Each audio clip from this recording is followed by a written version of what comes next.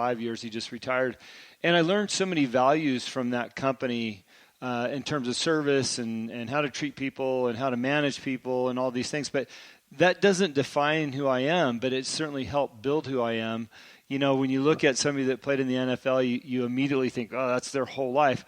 My good friend Kyle Turley, I spent a lot of time on the phone with him, and he's a radical for the Cannabis Coalition and helping people get off of opioids. And I just love what his mission is.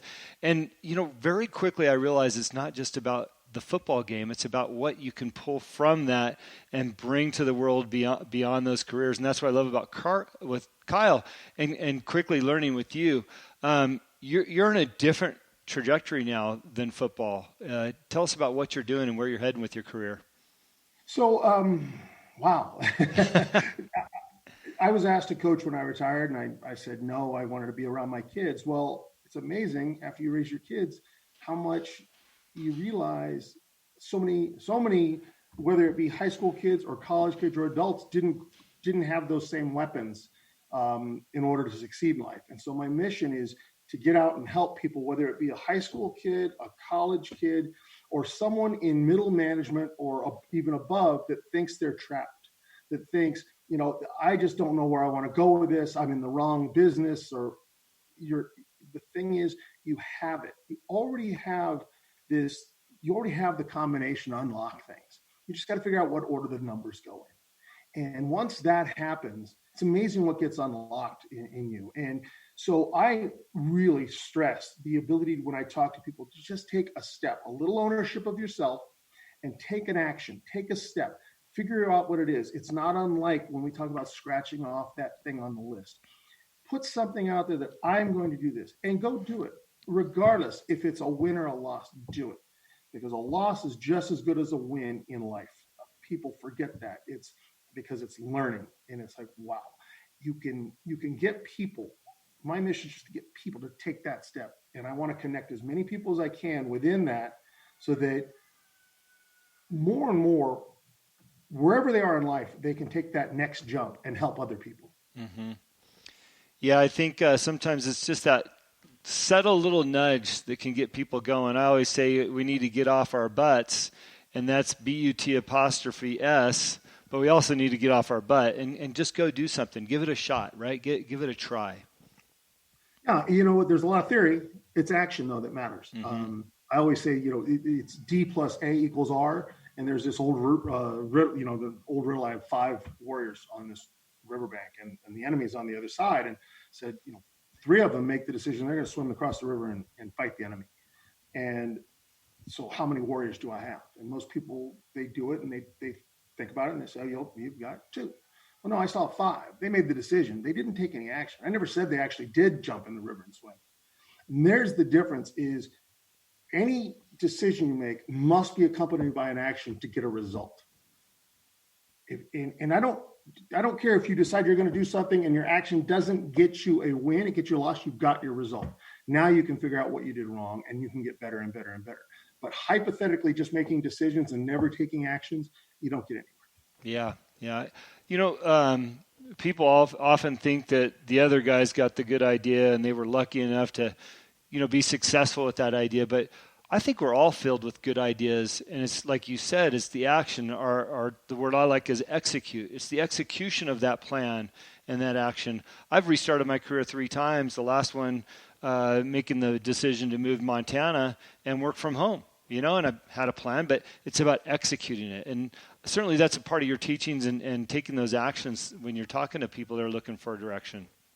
Yeah. And so much like you said, that other guy's lucky. Oh, no. See, having responsibility for your own self is part of understanding there's no such thing as luck.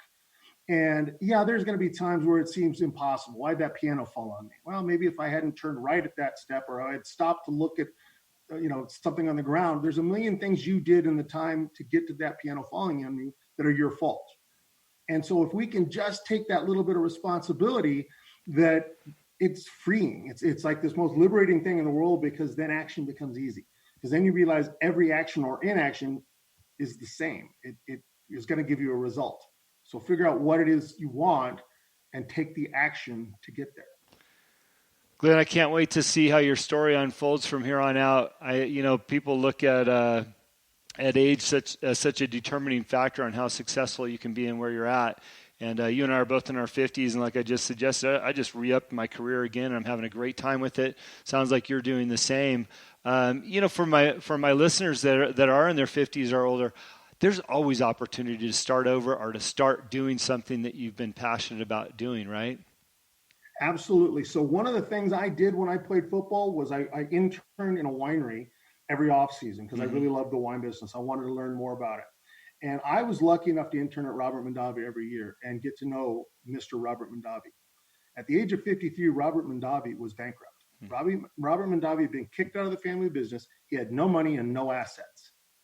And he used his connections and people he had met and his abilities to come up with an idea that California could make wines on par with Europe. And that was in 1966, the year I was born. He was 53 when he started Robert Mondavi Winery. And when he died in his 90s, he was a billionaire and one of the most respected winemakers in the world. So if he can do it at 53, any of us can do it at any point in our life. Absolutely. Well, I look forward to following your story along. Where can people find you or get in touch with you? You got to. I'm on Facebook, Glenn Parker. I'm on Instagram at Glenn05, and I don't even know. You have to search me out. It's one of these things that my action is I'm getting out there and doing this now more and more, and it's always been through people I know, through referrals. And I'll have everything up and running soon, and I'll let you know, and maybe you can share it with some folks. Well, we'll put your Instagram up on this post when we get it out online. You can find the show on iTunes and all your other favorite podcast platforms. Glenn, I appreciate your time. Like I said, I look forward to following along and where you go. So wonderful to have you on the show. Jim, thank you. I sure appreciate it, and fantastic getting to know you. Thank you for listening to today's show. It is my pleasure and honor to interview all of the guests that have been on the Answer is Yes podcast. If you have enjoyed the show, please go on iTunes and subscribe, give a rating, or simply tell a friend about the show. We also believe in the message of our guests and the positive influence of their stories. As my own mentor and coach, David Meltzer, has taught me, spend some time every day thinking and writing about the things in your own life that you have more than enough of. You will find out how blessed we really are. Please visit my website, livelifedriven.com, for the latest updates about me and what I'm doing. Plus, I post a monthly blog about the many topics on this show. This podcast can also be found there. As I learned early on in life, what you believe is what you will achieve. Thanks, Mark Victor Hansen, and thank you, and have a great week.